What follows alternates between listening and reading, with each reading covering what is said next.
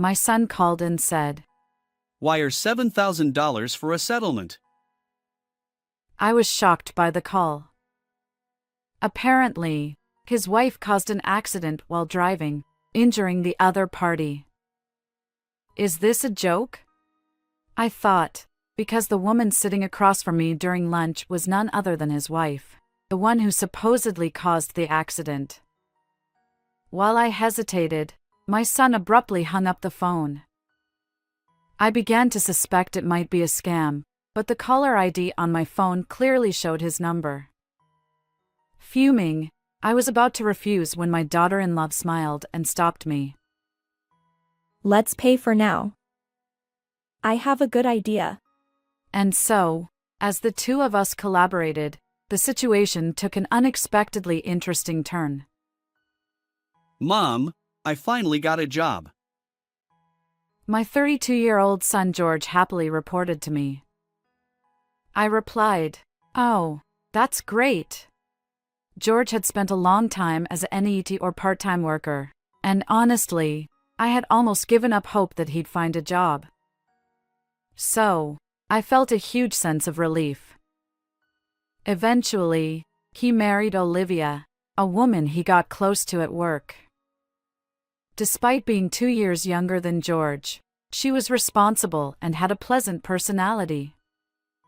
We never had any mother-in-law-daughter-in-law issues. Although George and Olivia didn't live with me, Olivia and I occasionally had lunch together.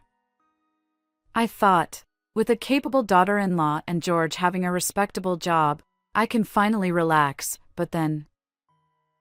Before marrying Olivia, my son had a troublesome habit. Despite having no income, he was careless with money and impulsively bought whatever he desired.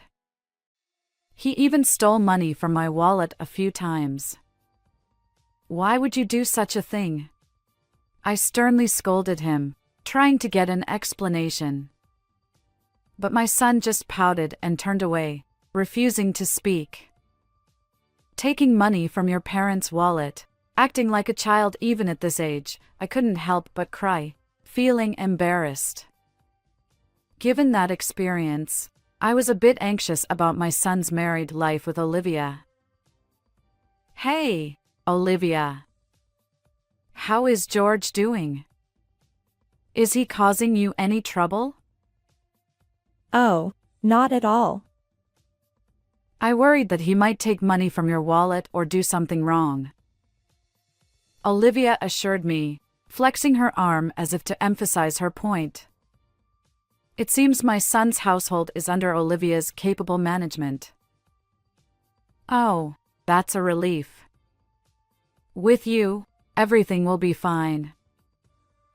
I sighed, grateful that George had found a good wife. One day, while having our usual lunch together, my daughter-in-law and I were enjoying our meal. Suddenly, my phone buzzed in my pocket, and when I checked the screen, it displayed my son's name as the caller. Hello? George? What's going on? Why the sudden call? George's voice sounded urgent, and I braced myself for bad news. However, his next words plunged me into a whirlwind of confusion. "Listen carefully, Mom. Olivia had an accident while driving. What? The other party got injured, and they're really angry. They want us to pay $7,000 as a settlement." I glanced at the person sitting across from me, the bewildered expression on my daughter-in-law's face. George. "Anyway, if you can arrange the money, let me know right away. Bye." He hung up abruptly, leaving me stunned. After the call ended, I remained utterly bewildered, lost in thought. Olivia had an accident? But she's right here. I wondered if my son had misunderstood something, yet there was an odd tension in the air. Mom, are you okay? Olivia, wearing a puzzled expression, asked about the call from George. I don't fully understand, but it's serious. George claimed that you had an accident. What? I was completely overwhelmed by the situation and desperate to come up with money. Olivia calmed me down and listened to my story, but Olivia's confusion mirrored mine. What exactly is going on? I haven't been in an accident, and I'm not sure what George is talking about. She then rested her chin on her hand, deep in thought. Perhaps we should suspect a scam? Olivia suggested. But that voice was undoubtedly George's. Unless he suddenly caught a cold and sounded different. But he seemed fine this morning. If it's not him, then who? The phone number displayed on my mobile matched George's. Olivia and I exchanged puzzled glances, both lost in contemplation. After all, if you haven't been in an accident, then that $7,000 settlement demand must be a lie. What could such a large sum be needed for? I don't fully understand George's spending habits either. Olivia sighed. Well, when you see his room, maybe he'd waste it on something trivial. Olivia explained. What do you mean? Olivia then shared details about George's recent behavior, and my anger flared up. George did that? Unbelievable. I won't stand for it. I grabbed my phone, intending to call George and give him a piece of my mind. But Olivia gently stopped me with a smile. No need. Let's pay first. Why? I've got a plan. Olivia said, her eyes twinkling. Hearing her revenge scheme for George, I couldn't help but grin. That sounds intriguing. Let's teach him a lesson. Exactly. It's time to put him in his place, Olivia declared. And so, Olivia and I joined forces, ready to leave George speechless. 3 hours later, I pretended to be deceived and called my son back. I've got the $7,000 ready. Let's meet in person for the exchange. Wait a minute. I said to wire the money.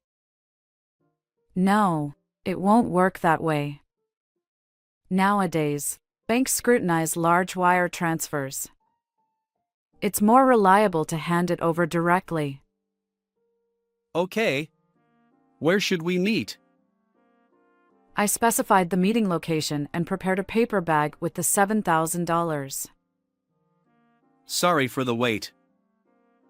My son appeared awkwardly, accompanied by an unfamiliar man. Who's this? I'm James. I'm the one his wife hit with her car. The man claiming to be the accident victim, James, had a rugged face with visible scars. However, those scars appeared old and not recent. Moreover, it was evident that he wasn't an ordinary person. George grinned, relieved. Good. You brought the money. George then demanded. Hand over that $7,000 to me. Before that, I have a question. I glanced between the alleged victim and George. Our apologies for any inconvenience caused by Olivia. Could you provide details about the accident? Come on. Does it really matter? It does. We might be eligible for insurance compensation, and we need to understand what happened. James narrowed his eyes at me, looking annoyed. Look, I was suddenly involved in the accident, so I don't remember the details. Yeah, I wasn't with Olivia, so I'm not sure. Isn't that strange? How could both of you know that she caused the accident in that state? I placed my hand on my hip and tilted my head, feigning curiosity. Wait, could it be that surveillance cameras or dash cams captured the incident? If so, could you show me the footage? Listen, lady. You've been nagging incessantly. Are you suggesting I'm lying? The self-proclaimed victim's low voice carried a threatening tone. Although I felt fear, I couldn't back down now. I don't want to assume you're lying. I'm simply asking for evidence if you have any. Summoning my courage, I continued to lock eyes with James. In the midst of our standoff, my son interrupted our conversation. Mom, stop it. Enough. Just hand over that $7,000. His face clearly showed fear. Yeah, right. There's no evidence. After all, I didn't cause any accidents. Then, George was utterly shocked by the appearance of someone. Olivia? Why are you here? I didn't mention it, but when you called me, Olivia was having lunch with me. George stammered. That's absurd. I didn't hear anything. As my son retreated nervously, both Olivia and I closed in on him. Why lie and make your mom prepare $7,000? The jig is up. Surrender. We decided to present evidence to corner him. Actually, Olivia and I went to their house together to uncover George's misdeeds. While my son was away, we searched his room and found evidence of various wrongdoings. First, this is a loan agreement for debt. It stipulated that if he didn't repay the borrowed $7,000 within a month, he'd have to pay additional delay damages. However, the amount was substantial and not from a reputable financial institution. So, I turned my attention to the person next to George. She wasn't involved in any accident. So, who are you? James chuckled. Heh, guess I'm caught. As expected, the man claiming to be the accident victim was actually a debt collector who had lent money to my son. James explained. Your son asked for my help in securing the $7,000. Pretending to be the victim seemed like a good idea, but it's clearly not working. While James found it amusing, my son looked apologetic and shrank back nervously. So, you already know why your son borrowed $7,000, right? Yes. When I saw my son's room, I was speechless.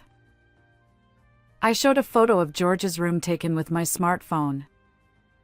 The room was filled with an overwhelming number of anime character dolls. I searched the price on my phone, and I was shocked. Figures can be so expensive.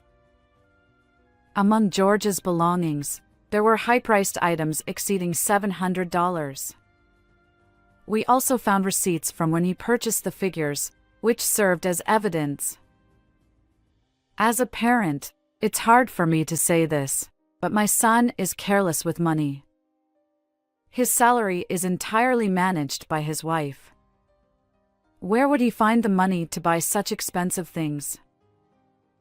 If he stole from my wallet, I'd slap him immediately. We somehow understood the reason behind his debt, and my daughter-in-law and I were left dumbfounded by the trivial explanation. I knew about your hobby, but if it costs this much, I would have stopped you. Well, what else could I do? Figures are like works of art, once in a lifetime. If you don't buy them at that moment, you might never get such rare items. Olivia glared at our son with a mix of surprise and anger. George, on the verge of tears, desperately tried to justify himself. I understand that feeling. So, you'll forgive me, right? With that $7,000, I can finally be free from debt. But George, borrowing money from questionable sources and making reckless purchases can lead your life astray. After delivering my message, I tossed a paper bag at George. He caught it, and as he checked the contents, his eyes widened in shock. What's this? Just newspaper cut into the shape of bills? I'm not that kind-hearted to prepare $7,000 when I know I'm being deceived. James chimed in, amused. Well, well, things have taken a turn. So, George, isn't this a different story? George, holding the newspaper-made bundle, looked pale and bewildered. Hearing James's smug voice, he trembled. Olivia was furious with my son too. Using my name to swindle money from my beloved mom. I can't believe it. I'm divorcing you. And I'm considering severing our family ties, I added. George stammered. Wait, both of you. Despite George's tearful pleas, Olivia and I shook off his grasp and left the scene. Behind me, I heard George sobbing while James burst into laughter. Afterward, I advised George to sell all the figures in his room and use that money to repay the debt. He seemed deeply troubled, but he accepted the advice and managed to raise the $7,000 to pay James back. I decided to sever ties with my son, but before doing so, I offered one last piece of advice. From now on, live an honest life.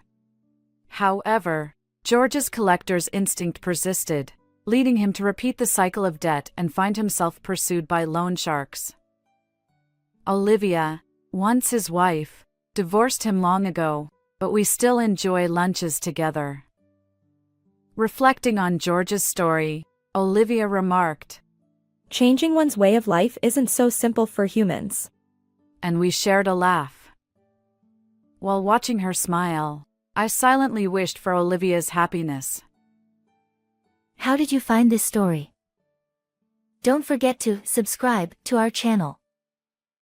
Until next time. I'm Amber. I'm just an ordinary housewife. My husband Henry is very kind, and we've never had an argument. It might sound like we're bragging, but we really are a very happy couple. Since my parents have already passed away, we are now living in an apartment near my in-laws.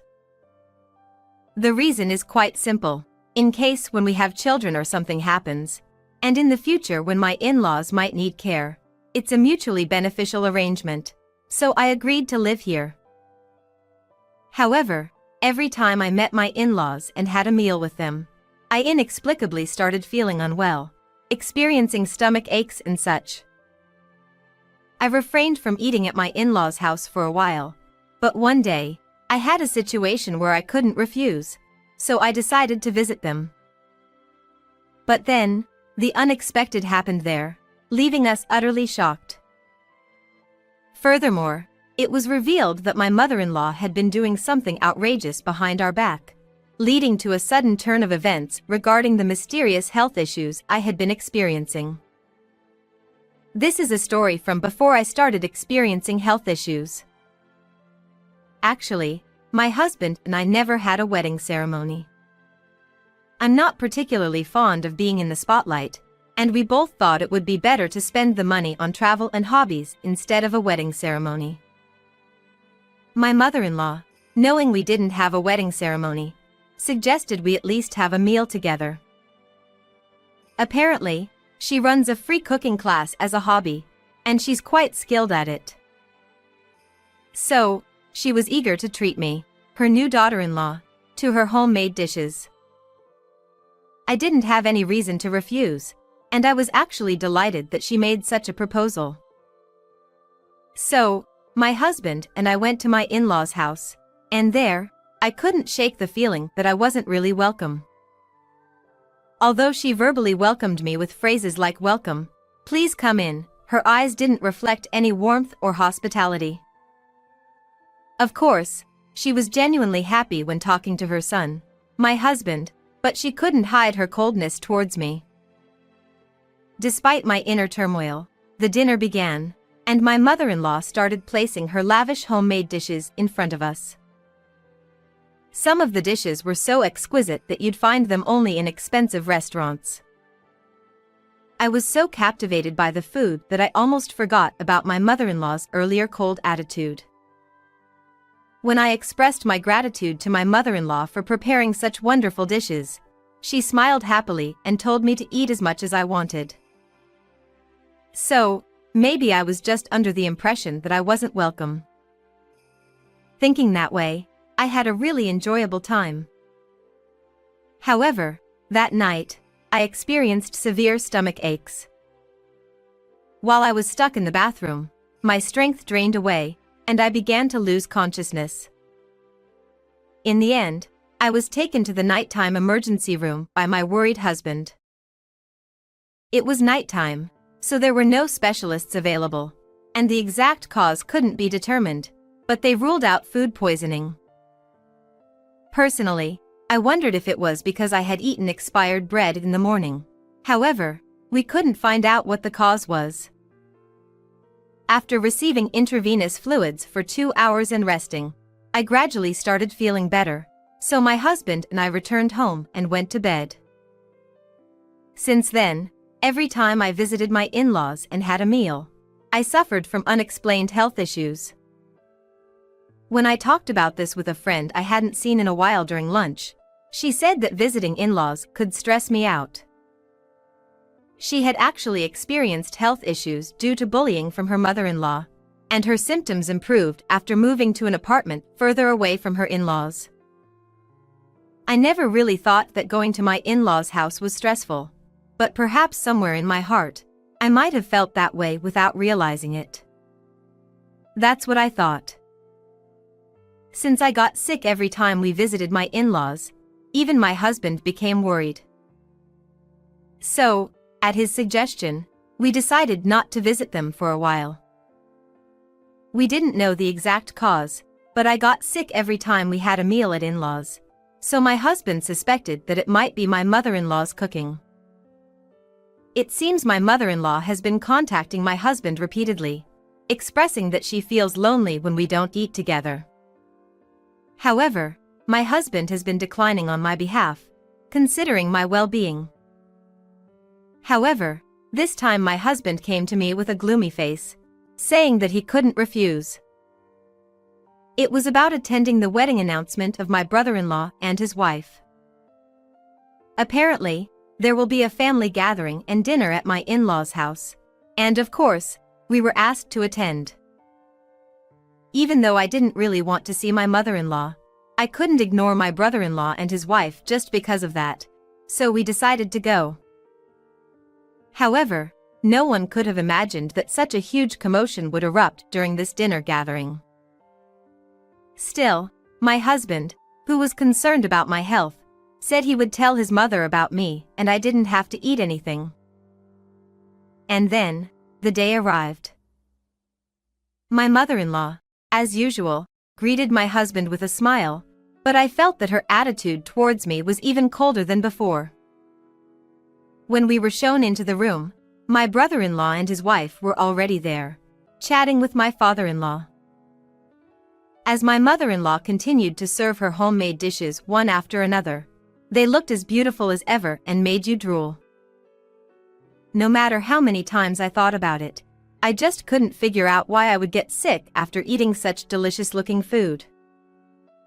As soon as we sat down, my mother-in-law immediately urged me to eat. My husband quickly stepped in, saying, "Amber isn't feeling very well today." However, this didn't matter to my mother-in-law at all. She handed me a small plate of food and stared at me with a silent smile, as if saying, "You can eat at least this much, right?" I felt torn and didn't know what to do. Upon hearing my husband's comment, "Amber, thank you for coming even though you're not feeling well. We just wanted to say hello today, So if you start feeling unwell, please feel free to go home and rest. He was trying to protect me. It seemed my husband told my brother-in-law and his wife. They were aware of the situation, so they were on my side.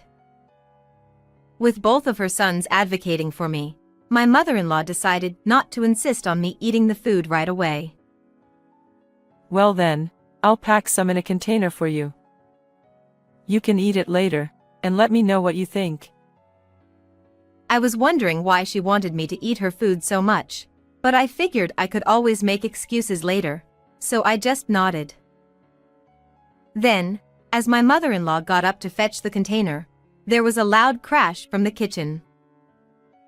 All of us turned our attention to the kitchen, and there was my father-in-law clutching his stomach in pain. He hadn't even touched the food yet, so we didn't know what had caused it. In a panic, my mother-in-law rushed to support my father-in-law and asked him what was wrong. My stomach. It hurts so much. I just ate some food in the kitchen before everyone arrived. With that, he collapsed. No way. That was meant for Amber. But this isn't the time to worry about that. We need an ambulance. She frantically called for an ambulance, and then accompanied my father-in-law to the hospital. Left behind, we could only stand there in shock for a while, but one thing my mother-in-law said stuck with me. My father-in-law had eaten something that had been set aside specifically for me and then complained of severe stomach pain. This meant that there was some kind of secret hidden in that food. I got curious and then I stepped into the kitchen, a place my mother-in-law never allowed me to enter. What I saw there left me speechless. Finally, the cause of my unexplained health issues and my father-in-law's collapse became clear. I couldn't believe someone would do such a thing. Well, I won't go easy on her anymore. I'm ready. We each drove our own car to the hospital where my father-in-law was taken. After completing the check-in process, we headed straight to the hospital room, where we could hear voices from inside. One was my mother-in-law's, and the other was probably a male doctor. It sounded like my mother-in-law was being questioned about what had happened and why my father-in-law had collapsed like that. I've already said I don't know anything. We were just having a meal together when he suddenly collapsed. Are you sure? Whether it's spoiled food or expired items, anything you can think of. I've already told you, I don't know anything. Even when questioned by the doctor, my mother-in-law continued to insist that she didn't know anything. I took a deep breath and knocked on the door of the private room. My mother-in-law hurriedly came out, and as soon as she saw my face, she stammered, Oh, Amber, Henry. You're here. Dad will be fine, so why don't you go back home and have dinner? She seemed a bit flustered, so I grabbed the closing door and said with a smile, No, I have something to talk to you about. Behind me, there was my husband putting silent pressure on her, and my brother-in-law and his wife looking at her with scornful eyes, so she couldn't refuse outright. Fine. She reluctantly let us in. It seems that my father-in-law's condition has stabilized somewhat, as his complexion has improved, but the cause of his collapse is still unknown. The doctor told us, after arriving at the hospital, he was conscious for a while and went to the bathroom several times, but then he became severely dehydrated and lost consciousness completely. Well, you know, he's getting older, and he's been drinking nothing but beer lately. She tried to brush it off with a forced laugh. However, she realized that she couldn't deceive neither the doctor nor us, and fell silent, perhaps not to give herself away. Then, I looked straight into my mother-in-law's eyes and pulled something out of my bag, pointing it at her. When she saw it, her eyes widened, and she broke out in a cold sweat, and was clearly shaken. "This is a laxative, isn't it?" There were traces of it in powdered form. "Can you explain?" I said coldly, but my mother-in-law remained silent. Upon seeing it, the doctor said with a start, "Ah, I see. It's quite common to suspect laxatives as the cause of continued diarrhea when it's not food poisoning or anything else."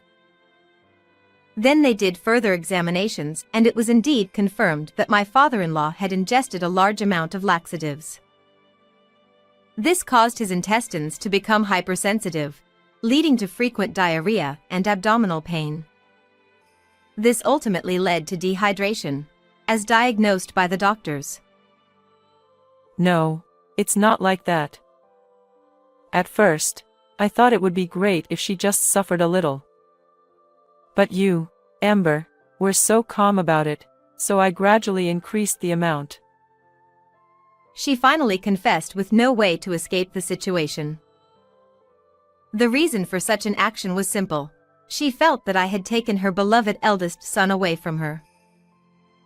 So, what started as a malicious act of mixing a small amount of laxative gradually escalated, and she ended up adding a quantity that caused my father-in-law to collapse.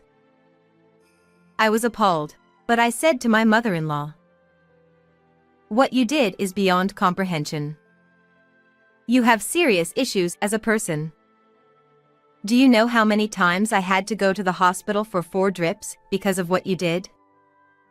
And yet, I can't understand why you would even think to mix such a dangerously large amount." Unable to retort, my mother-in-law hung her head in frustration.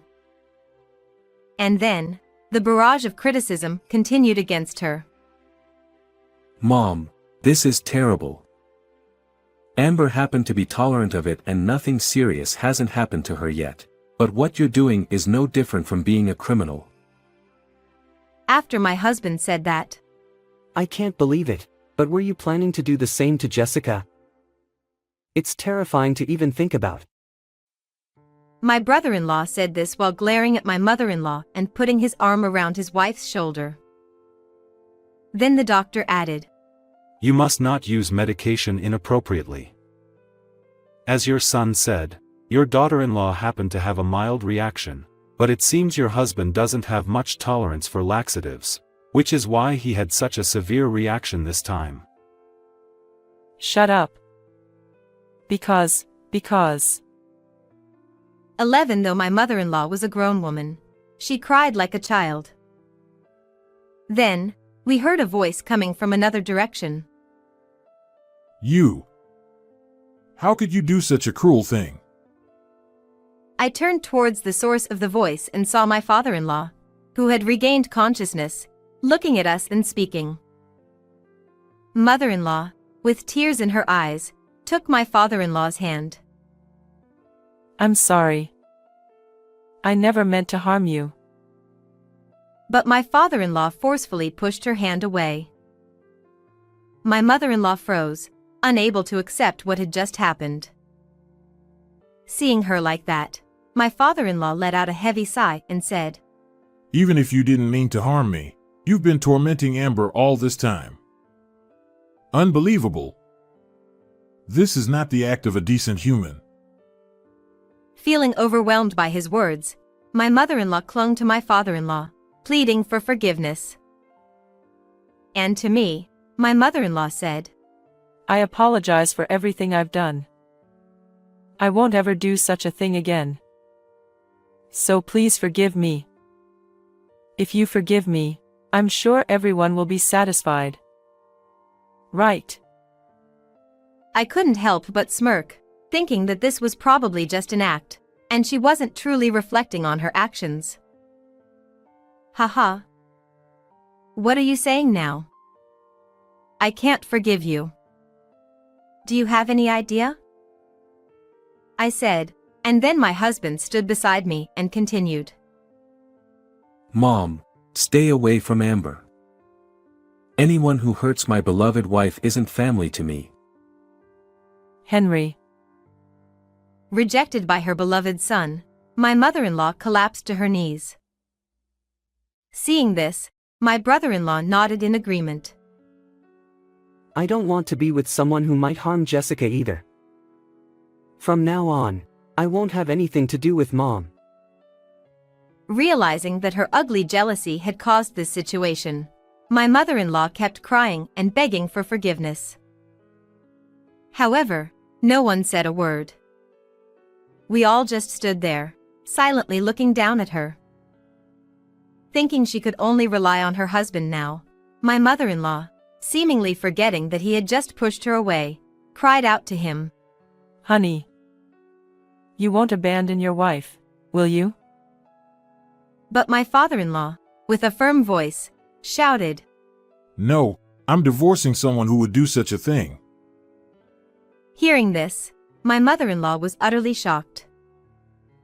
It's time to go home. Dad, please get some more rest.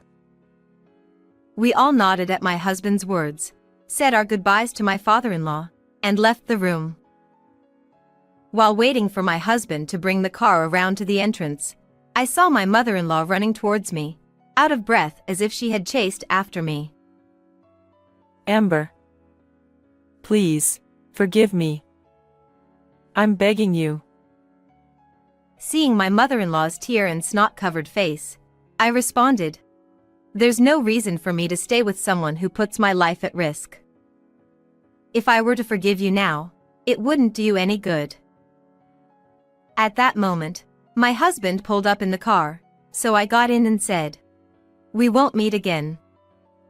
Take care. With that cold farewell, my mother-in-law looked into the distance, tears streaming down her face, muttering something as she gazed up at the sky. Afterward, as promised, my father-in-law divorced my mother-in-law and moved out, and both my husband and brother-in-law cut ties with her. Until then, my father-in-law had been the one listed on the apartment lease and had been paying the rent, but now that he's gone, my mother-in-law has to pay the rent herself. However, as a homemaker who didn't know how to earn a living, my mother-in-law managed to make ends meet initially with some portion of the property settlement, but it quickly fell apart. She tried to monetize her cooking classes by reaching out to various people, but the recent scandal became gossip, and she lost all her students. Ultimately, unable to pay the rent, my mother-in-law was evicted from her home. It was then that she finally realized the severity of her situation and began to look for a job. However, without a place to live, finding a job proved to be quite challenging. Currently, she is said to be living on the streets. It's a perfect example of karma, isn't it? As for us, I was relieved from the unexplained health issues, and immediately afterward, I found out I was pregnant. Actually, my husband and my father-in-law still have been in regular contact since he left the house, so when he found out about my pregnancy, he was even more delighted than us, the parents-to-be.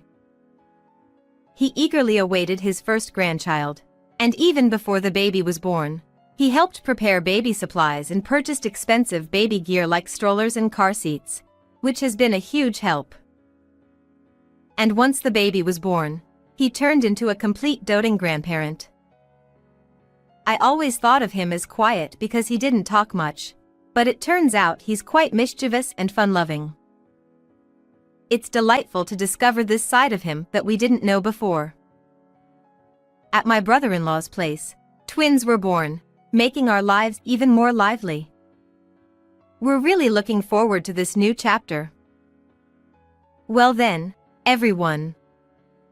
Goodbye.